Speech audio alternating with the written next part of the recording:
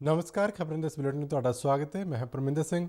पहला एक नज़र हुण तक दीआं चोणवीआं खबरां ते। प्रधानमंत्री नरेंद्र मोदी ने ओडिशा के Sambalpur Indian institute of management के स्थाई कंपलैक्स का नींह पत्थर रखा। प्रधानमंत्री ने कहा कि अज के स्टार्टअप्स कल दीआं बहुराष्ट्रीय कंपनियां ने। केंद्रीय मंत्री प्रकाश जावड़ेकर ने कहा कि प्रधानमंत्री नरेंद्र मोदी की लोकप्रियता का ग्राफ लगातार वध रहा है। केंद्रीय सेहत मंत्री डॉक्टर हर्षवर्धन ने कहा है कि कोविड-19 वैक्सीन भारत में मुफ्त उपलब्ध होगी। डॉक्टर हर्षवर्धन वालों कोविड टीकाकरण संबंधी अभ्यास की समीक्षा लई दिल्ली के कई हस्पतालों का दौरा।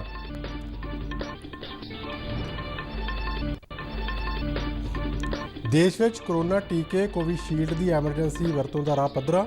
इस टीके को भारत के ड्रग कंट्रोलर जनरल को प्रवानगी लिए भेजा गया। भारत में कोरोना तो ठीक होने की दर 96.12% हुई। पिछले 24 घंटे के दौरान 19,000 नवे मामले दर्ज। बीते दिन 22,900 मरीज सेहतयाब हुए। नवी दिल्ली स्थित राष्ट्रपति भवन म्यूजियम कंपलैक्स 5 जनवरी तो जनता लिए खोलिया जा रहा है। साबका केंद्रीय गृह मंत्री और कांग्रेस के सीनियर आगू बूटा सिंह का दिल्ली में देहांत।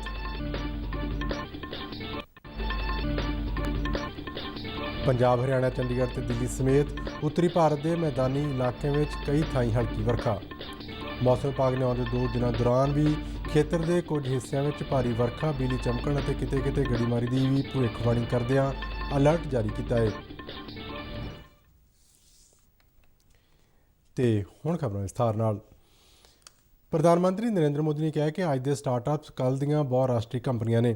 उन्होंने अज वीडियो कॉन्फ्रेंसिंग राही ओडिशा के Sambalpur Indian institute of management के स्थाई कंपलैक्स का नींह पत्थर रखण मगरों अपने संबोधन में यह गल कही। प्रधानमंत्री ने कहा कि प्रबंधन का असल काम सिर्फ संस्थावां का प्रबंध करना नहीं सगों लोगों के जीवन में सुधार करना भी है। उन्होंने कहा कि प्रबंधन नवाचार संपूर्णता ते सारिਆਂ की शमूलीयत की व्यापक सोच पर आधारित है। उन्होंने कहा कि जो लोग विकास की दौड़ में पिछे रह गए हैं उन्होंने भी तरक्की में शामिल किया जाना चाहिए है। प्रधानमंत्री ने कहा कि भारत के अंदर ते भारत तो बाहर IIM संस्थावां में तैयार हुए प्रबंधक भारत के ब्रांड को विश्वव्यापी बनाने के टीचे को हासिल करने में मदद कर सकते हैं। उन्होंने कहा कि मैनेजमेंट के माहर भी आत्मनिर्भर भारत के समूचे ढांचे में लोकल को ग्लोबल करने में महत्वपूर्ण रोल अदा कर सकते हैं। नरेंद्र मोदी ने कहा कि खेती सैक्टर तो पुलाड़ सैक्टर तक स्टार्टअप्स लिए संभावनावां लगातार वध रही ने और देश के कई 2 टीयर और 3 टीयर शहरों में भी स्टार्टअप उभर रहे हैं। उन्होंने कहा कि स्टार्टअप्स को प्रभावशाली मैनेजर चाहिए ने जो सिर्फ समय अनुसार ही नहीं सगों समय तो अगे भी सोचण तां जो लोकल को ग्लोबल पद्धर पर लिजाया जा सके। भारतीय युवाओं की नई कंपनियों को और आगे बढ़ने के लिए उसके लिए बेहतरीन मैनेजर्स चाहिए।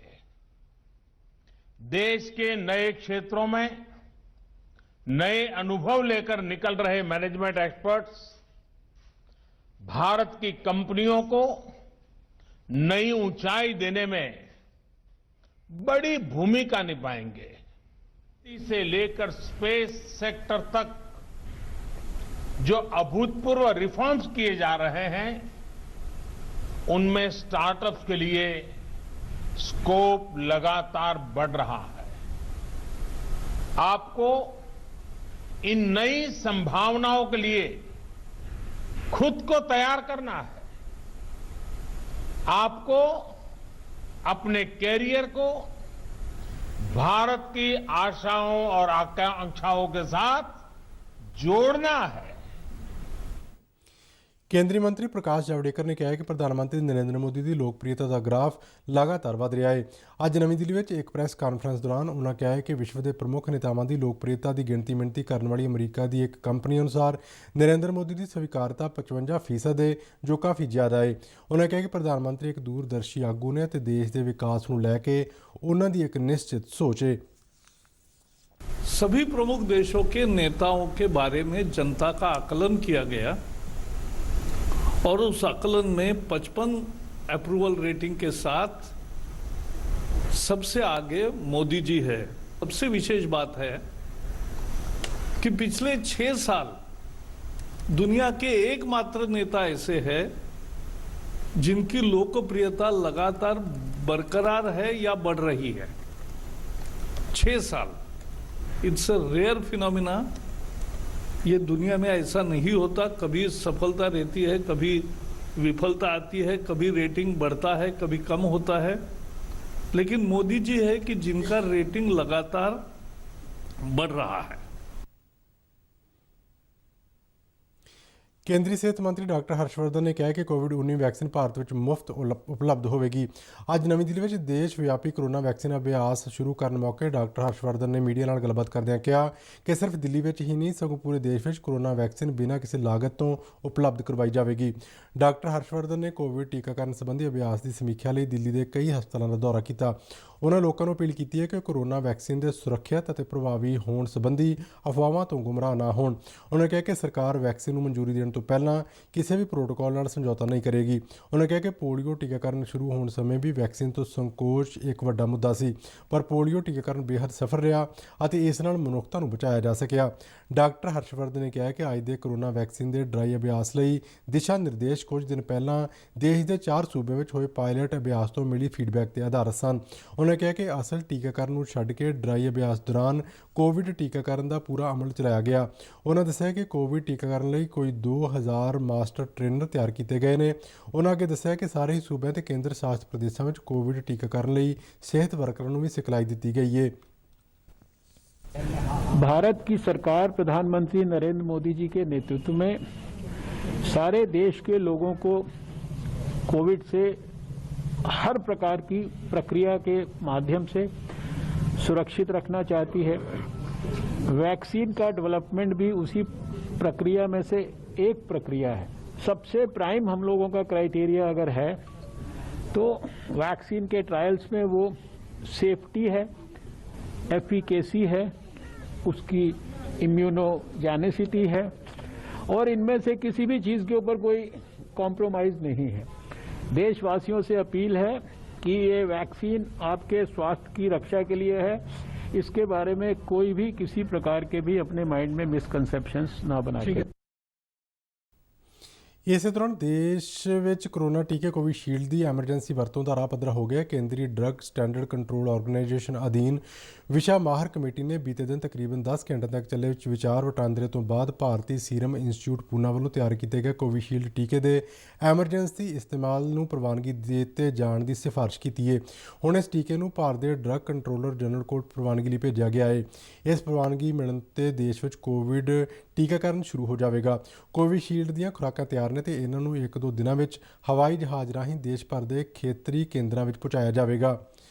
ਬਰਤਾਨੀਆ ਦੀ medicine and health care products regulatory agency MHRA ਨੇ ਆਕਸਫੋਰਡ ਯੂਨੀਵਰਸਿਟੀ ਵਿੱਚ ਵਿਕਸਿਤ ਐਸਟਰਾਜੇਨਕਾ ਟੀਕੇ ਨੂੰ ਬੀਤੇ ਬੁੱਧਵਾਰ ਪ੍ਰਵਾਨਗੀ ਦਿੱਤੀ ਸੀ।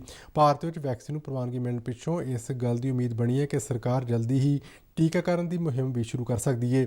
ਕਮੇਟੀ ਨੇ ਇੱਕ ਹੋਰ ਕੰਪਨੀ ਭਾਰਤ ਬਾਇਓਟੈਕ ਨੂੰ ਕਿਹਾ ਹੈ ਕਿ ਉਹ ਕੰਪਨੀ ਵੱਲੋਂ ਤਿਆਰ ਕੀਤੇ ਗਏ ਕੋਵੈਕਸੀਨ ਟੀਕੇ ਦੇ ਸਬੰਧ ਵਿੱਚ ਹੋਰ ਜਾਣਕਾਰੀ ਮੁਹੱਈਆ ਕਰਵਾਏ। ਭਾਰਤ ਨੇ ਕੋਵਿਡ-19 ਵਿਰੁੱਧ ਲੜਾਈ ਵਿੱਚ ਇੱਕ ਹੋਰ ਮਹੱਤਵਪੂਰਨ ਮੀਲ ਪੱਥਰ ਹਾਸਲ ਕੀਤਾ ਹੈ। ਭਾਰਤ ਵਿੱਚ ਕੋਰੋਨਾ ਤੋਂ ਠੀਕ ਹੋਣ ਵਾਲਿਆਂ ਦੀ ਦਰ 96.12% ਹੋ ਗਈ ਹੈ। ਇਸ ਦੇ ਨਾਲ ਹੀ ਐਕਟਿਵ ਮਰੀਜ਼ਾਂ ਦੀ ਗਿਣਤੀ ਵਿੱਚ ਵੀ ਗਿਰਾਵਟ ਲਗਾਤਾਰ ਜਾਰੀ ਹੈ। ਦੇਸ਼ ਵਿੱਚ ਪਿਛਲੇ 24 ਘੰਟਿਆਂ ਦੌਰਾਨ ਐਕਟਿਵ ਮਰੀਜ਼ਾਂ ਦੀ ਗਿਣਤੀ ਵਿੱਚ 4000 ਦੀ ਗਿਰਾਵਟ ਦਰਜ ਕੀਤੀ ਗਈ ਹੈ ਅਤੇ ਇਸ ਵੇਲੇ ਦੇਸ਼ ਵਿੱਚ ਕੁੱਲ 2.5 ਲੱਖ ਐਕਟਿਵ ਮਰੀਜ਼ ਨੇ। ਕੇਂਦਰੀ ਸਿਹਤ ਮੰਤਰਾਲੇ ਨੇ ਕਿਹਾ ਹੈ ਕਿ ਪਿਛਲੇ 24 ਘੰਟਿਆਂ ਦੌਰਾਨ ਸਿਰਫ 19,000 ਨਵੇਂ ਮਾਮਲੇ ਹੀ ਸਾਹਮਣੇ ਆਏ ਨੇ ਅਤੇ ਬੀਤੇ 24 ਘੰਟਿਆਂ ਵਿੱਚ 22,900 ਮਰੀਜ਼ ਸਿਹਤਯਾਬ ਹੋਏ ਨੇ।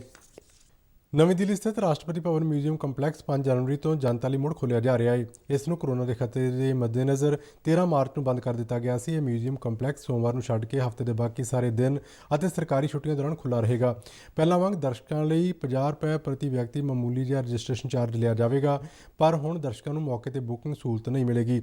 ਇਸ ਵਾਸਤੇ ਉਹਨਾਂ ਨੂੰ presidentofIndia.nic.in ਜਾਂ rbmuseum.gov.in 'ਤੇ ਜਾ ਕੇ ਆਨਲਾਈਨ ਬੁਕਿੰਗ ਕਰਵਾਉਣੀ ਹੋਵੇਗੀ। ਰਾਸ਼ਟਰਪਤੀ ਭਵਨ ਮਿਊਜ਼ੀਅਮ ਕੰਪਲੈਕਸ ਵਿੱਚ ਆਉਣ ਵਾਲੇ ਲੋਕਾਂ ਨੂੰ ਕੋਵਿਡ ਪ੍ਰੋਟੋਕਾਲ ਦੀ ਪਾਲਣਾ ਕਰਨੀ ਹੋਵੇਗੀ। ਦਰਸ਼ਕ ਬਕਾਇਦਾ ਮਾਸਕ ਪਾ ਕੇ ਸਮਾਜਿਕ ਦੂਰੀ ਦੇ ਨਿਯਮ ਦੀ ਪਾਲਣਾ ਕਰਕੇ ਹੀ ਮਿਊਜ਼ੀਅਮ ਆ ਸਕਣਗੇ। ਦਰਸ਼ਕਾਂ ਵਾਸਤੇ ਆਰੋਗਯ ਸੇਤੂ ਐਪ ਇੰਸਟਾਲ ਕਰਨਾ ਲਾਜ਼ਮੀ ਹੋਵੇਗਾ। ਸਾਬਕਾ ਕੇਂਦਰੀ ਗ੍ਰਹਿ ਮੰਤਰੀ ਅਤੇ ਕਾਂਗਰਸ ਦੇ ਸੀਨੀਅਰ ਨੇਤਾ ਬੂਟਾ ਸਿੰਘ ਦਾ ਅੱਜ ਨਵੀਂ ਦਿੱਲੀ ਵਿੱਚ ਦੇਹਾਂਤ ਹੋ ਗਿਆ। ਉਹ 86 ਵਰ੍ਹੇ ਦੇ ਸਨ ਅਤੇ ਉਹਨਾਂ ਨੇ ਆਪਣੇ ਸਿਆਸੀ ਸਫ਼ਰ ਦੌਰਾਨ ਕੇਂਦਰ ਵਿੱਚ ਗ੍ਰਹਿ ਮੰਤਰੀ ਤੋਂ ਇਲਾਵਾ ਬਿਹਾਰ ਦੇ ਰਾਜਪਾਲ ਅਤੇ ਰਾਸ਼ਟਰੀ ਅਨੁਸੂਚਿਤ ਜਾਤੀ ਕਮਿਸ਼ਨ ਦੇ ਚੇਅਰਮੈਨ ਦੇ ਮਹੱਤਵਪੂਰਨ ਅਹੁਦਿਆਂ 'ਤੇ ਕੰਮ ਕੀਤਾ। ਉਹਨਾਂ ਆਪਣਾ ਸਿਆਸੀ ਸਫ਼ਰ ਅਕਾਲੀ ਦਲ ਦੇ ਮੈਂਬਰ ਵਜੋਂ ਪਹਿਲੀ ਚੋਣ ਲੜ ਕੇ ਸ਼ੁਰੂ ਕੀਤਾ ਅਤੇ 1960 ਦੇ ਅੰਤ ਵਿੱਚ ਉਹ ਕਾਂਗਰਸ ਵਿੱਚ ਸ਼ਾਮਲ ਹੋ ਗਏ ਸਨ। ਸਿਆਸਤ ਵਿੱਚ ਆਉਣ ਤੋਂ ਪਹਿਲਾਂ ਉਹਨਾਂ ਇੱਕ ਪੱਤਰਕਾਰ ਦੇ ਰੂਪ ਵਿੱਚ ਵੀ ਕੰਮ ਕੀਤਾ। ਪ੍ਰਧਾਨ ਮੰਤਰੀ ਨਰਿੰਦਰ ਮੋਦੀ ਨੇ ਉਹਨਾਂ ਦੇ ਦੇਹਾਂਤ 'ਤੇ ਡੂੰਘੇ ਦੁੱਖ ਦਾ ਇਜ਼ਹਾਰ ਕੀਤਾ ਹੈ। ਅੰਦੋਲਨਕਾਰੀ ਕਿਸਾਨ ਜਥੇਬੰਦੀਆਂ ਦੇ ਆਗੂਆਂ ਤੇ ਕੇਂਦਰ ਸਰਕਾਰ ਵਿਚਾਲੇ 7ਵੇਂ ਗੇੜ ਦੀ ਗੱਲਬਾਤ ਆਉਂਦੇ ਸੋਮਵਾਰ ਹੋਵੇਗੀ। ਕਿਸਾਨਾਂ ਸਮੇਤ ਸਮਾਜ ਦੇ ਵੱਖ-ਵੱਖ ਵਰਗਾਂ ਦੇ ਲੋਕਾਂ ਨੂੰ ਉਮੀਦ ਹੈ ਕਿ ਇਸ ਗੱਲਬਾਤ ਨਾਲ ਸਾਰਥਕ ਨਤੀਜੇ ਨਿਕਲਣਗੇ ਅਤੇ ਕੜਾਕੇ ਦੀ ਠੰਡ ਤੇ ਬਾਰਿਸ਼ ਦੇ ਇਸ ਮੌਸਮ ਵਿੱਚ ਦਿੱਲੀ ਦੇ ਬਾਰਡਰ ਤੇ ਬੈਠੇ ਅੰਦੋਲਨਕਾਰੀ ਕਿਸਾਨ ਮੁੜ ਆਪਣੇ ਘਰਾਂ ਨੂੰ ਪਰਤਣਗੇ। ਮੋਹਾਲੀ ਜ਼ਿਲ੍ਹੇ ਦੇ ਕਿਸਾਨਾਂ ਨੇ ਮੰਨਿਆ ਹੈ ਕਿ ਸਰਕਾਰ ਵੱਲੋਂ ਖੇਤੀ ਕਾਨੂੰਨ ਕਿਸਾਨਾਂ ਦੀ ਭਲਾਈ ਲਈ ਲਿਆਂਦੇ ਗਏ ਸਨ, ਪਰ ਸਰਕਾਰ ਨੂੰ ਕਿਸਾਨ ਆਗੂਆਂ ਵੱਲੋਂ ਚੁੱਕੇ ਗਏ ਮੁੱਦਿਆਂ ਦਾ ਹੱਲ ਲੱਭ ਕੇ ਰੇੜਕਾ ਖਤਮ ਕਰਨਾ ਚਾਹੀਦਾ ਹੈ। ਨੇ 3 ਬਿੱਲ ਮੈਂ ਇਹਨਾਂ ਦੇ ਫੇਵਰ 'ਚ ਹੈ। ਮੋਦੀ ਦੇ MSP ਜਿਹੜੇ ਉਹ ਲਾਗੂ ਕਰਨ ਦੀ ਨੀਤੀ ਹੈ ਉਹ ਲਿਖਤ ਵਿੱਚ ਹੈ ਜੀ। ਸਾਨੂੰ ਉਹਨਾਂ ਦੇ ਭਰੋਸਾ ਹੈ ਤੇ ਕੰਟੈਕਟ ਫਾਰਮਿੰਗ ਸਿਰਫ ਫਸਲ ਦੀ ਹੋਏਗੀ, ਬਰੀਡ ਦੀ ਹੋਏਗੀ, ਨਾ ਕਿ ਜ਼ਮੀਨ ਦੀ ਹੋਏਗੀ। ਇਹਨਾਂ ਭਰਮਾਂ ਤੋਂ ਬਾਹਰ ਨਿਕਲਣਾ ਹੈ। ਮੇਰੀ ਕਿਸਾਨ ਵੀਰਾਂ ਨੂੰ ਅਪੀਲ ਹੈ, ਬੇਨਤੀ ਕਰਦੇ ਆ ਕਿ ਵੀ ਸਰਕਾਰਾਂ ਨੂੰ ਵੀ ਉਹਨਾਂ ਦਾ ਛੇਤੀ ਤੋਂ ਛੇਤੀ ਮਸਲਾ ਹੱਲ ਕਰਕੇ ਉਹਨਾਂ ਨੂੰ ਵਾਪਸ ਭੇਜਿਆ ਜਾਵੇ ਜੋ ਚਾਹੁੰਦੇ ਆ। ਚਲੋ ਜਿਹੜੀ ਇੱਕ ਗੱਲ ਹੈ, ਜੇ MSP ਲਾਗੂ ਕਰ ਦੇਵਾਂ, ਜਿਹੜੀ 28 ਫਸਲਾਂ ਤੇ MSP ਦੇਈ ਵੀ ਹੈ ਉਹ ਪੂਰੇ ਹਿੰਦੁਸਤਾਨ ਦੇ ਕਿਸਾਨਾਂ ਨੂੰ ਲਾਗੂ ਕਰ ਦੇਵਾਂ, ਉਸ 'ਚ ਛੋਟਾ ਗਰੀਬ ਕਿਸਾਨ ਵੀ ਬਚ ਜੂਗਾ, ਜਿਹੜਾ ਮੰਡੀ ਤੱਕ ਫਸਲ ਲੈ ਕੇ ਨਹੀਂ ਜਾ ਸਕਦਾ ਉਹ ਵੀ ਬਚ ਜੂਗਾ। ਮੈਂ ਤਾਂ ਕਹਿੰਦਾ ਵੀ ਬਿੱਲ ਤਾਂ ਫਾਇਦੇ ਲਈ ਬਣਾਉਂਦੇ, ਕੋਈ ਸਰਕਾਰਾਂ ਤਾਂ ਜੋ ਵੀ ਕੰਮ ਕਰਦੀਆਂ ਫਾਇਦੇ ਲਈ ਕਰਦੀਆਂ, ਪਰ ਜੇ ਨਹੀਂ ਹੁਣ ਸਾਡੇ ਕਿਸਾਨ ਭਾਈਚਾਰੇ ਨੂੰ ਨਹੀਂ ਪਸੰਦ ਹੈਗਾ। ਜੰਮੂ ਕਸ਼ਮੀਰ ਦੇ ਪੁਲਵਾਮਾ ਜ਼ਿਲ੍ਹੇ ਵਿੱਚ ਅੱਜ ਅੱਤਵਾਦੀਆਂ ਵੱਲੋਂ ਸੁਰੱਖਿਆ ਬਲਾਂ ਨੂੰ ਨਿਸ਼ਾਨਾ ਬਣਾ ਕੇ ਸੁੱਟੇ ਗਏ ਹੱਥ ਗੋਲੇ ਕਾਰਨ ਘੱਟੋ-ਘੱਟ 8 ਨਾਗਰਿਕ ਜ਼ਖਮੀ ਹੋ ਗਏ। ਸਰਕਾਰੀ ਸੂਤਰਾਂ ਨੇ ਸ਼੍ਰੀਨਗਰ ਵਿੱਚ ਦੱਸਿਆ ਕਿ ਤਰਾਲ ਦੇ ਬੱਸ ਅੱਡੇ ਨੇੜੇ ਅੱਤਵਾਦੀਆਂ ਵੱਲੋਂ ਸੁਰੱਖਿਆ ਬਲਾਂ ਦੇ ਇੱਕ ਬੰਕਰ ਵੱਲ ਗ੍ਰਨੇਡ ਸੁੱਟਿਆ ਗਿਆ, ਪਰ ਇਹ ਗ੍ਰਨੇਡ ਕੁਝ ਹੀ ਦੂਰੀ ਤੇ ਫਟ ਗਿਆ। ਜ਼ਖਮੀਆਂ ਨੂੰ ਹਸਪਤਾਲ ਵਿੱਚ ਭਰਤੀ ਕਰਵਾਇਆ ਗਿਆ ਹੈ ਅਤੇ ਉਹਨਾਂ ਦੀ ਹਾਲਤ ਸਥਿਰ ਦੱਸੀ ਜਾ ਰਹੀ ਹੈ। ਸੂਤਰਾਂ ਅਨੁਸਾਰ ਗ੍ਰਨੇਡ ਫਟਣ ਕਾਰਨ ਹੋਏ ਧਮਾਕੇ ਦੀ ਆਵਾਜ਼ ਪੂਰੇ ਤਰਾਲ ਸ਼ਹਿਰ ਵਿੱਚ ਸੁਣਾਈ ਦਿੱਤੀ, ਜਿਸ ਮਗਰੋਂ ਇਲਾਕੇ ਵਿੱਚ ਸਹਿਮ ਦਾ ਮਾਹੌਲ ਬਣ ਗਿਆ। ਸੁਰੱਖਿਆ ਬਲਾਂ ਨੇ ਤੁਰੰਤ ਇਲਾਕੇ ਦੀ ਘੇਰਾਬੰਦੀ ਕਰਕੇ ਹਮਲੇ ਲਈ ਜ਼ਿੰਮੇਵਾਰ ਅੱਤਵਾਦੀਆਂ ਦੀ ਭਾਲ ਸ਼ੁਰੂ ਕਰ ਦਿੱਤੀ ਹੈ। ਉੱਤਰ ਭਾਰਤ ਦੇ ਪਹਾੜੀ ਇਲਾਕਿਆਂ ਵਿੱਚ ਜਿੱਥੇ ਬਰਫ਼ਬਾਰੀ ਕਾਰਨ ਹੱਡ ਚੀਰਵੀਂ ਠੰਡ ਬਰਕਰਾਰ ਹੈ, ਉੱਥੇ ਪੰਜਾਬ, ਹਰਿਆਣਾ, ਚੰਡੀਗੜ੍ਹ ਅਤੇ ਦਿੱਲੀ ਸਮੇਤ ਮੈਦਾਨੀ ਇਲਾਕਿਆਂ ਵਿੱਚ ਵੀ ਸੀਤ ਲਹਿਰ ਜਾਰੀ ਹੈ। ਬੀਤੇ 24 ਘੰਟੇ ਦੌਰਾਨ ਪੰਜਾਬ ਅਤੇ ਹਰਿਆਣਾ ਦੇ ਕਈ ਹਿੱਸਿਆਂ ਵਿੱਚ ਹਲਕੀ ਵਰਖਾ ਦਰਜ ਹੋਈ। ਮੌਸਮ ਵਿਭਾਗ ਨੇ ਆਉਂਦੇ 2 ਦਿਨਾਂ ਦੌਰਾਨ ਵੀ ਪੰਜਾਬ, ਹਰਿਆਣਾ ਅਤੇ ਚੰਡੀਗੜ੍ਹ ਵਿੱਚ ਵਿਆਪਕ ਵਰਖਾ ਦੀ ਭਵਿੱਖਬਾਣੀ ਕੀਤੀ ਹੈ। ਕੁਝ ਥਾਈਂ ਭਾਰੀ ਵਰਖਾ ਹੋਣ ਦੀ ਸੰਭਾਵਨਾ ਹੈ।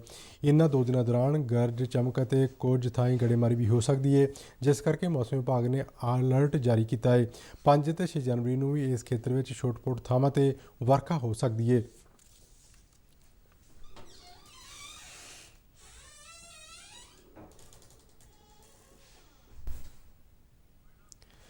ਤੇ ਇਸ ਦੇ ਨਾਲ ਹੀ ਖਬਰਾਂ ਦਾ ਬੁਲੇਟਿਨ ਖਤਮ ਹੋਇਆ। ਆਗਿਆ ਦਿਓ, ਨਮਸਕਾਰ।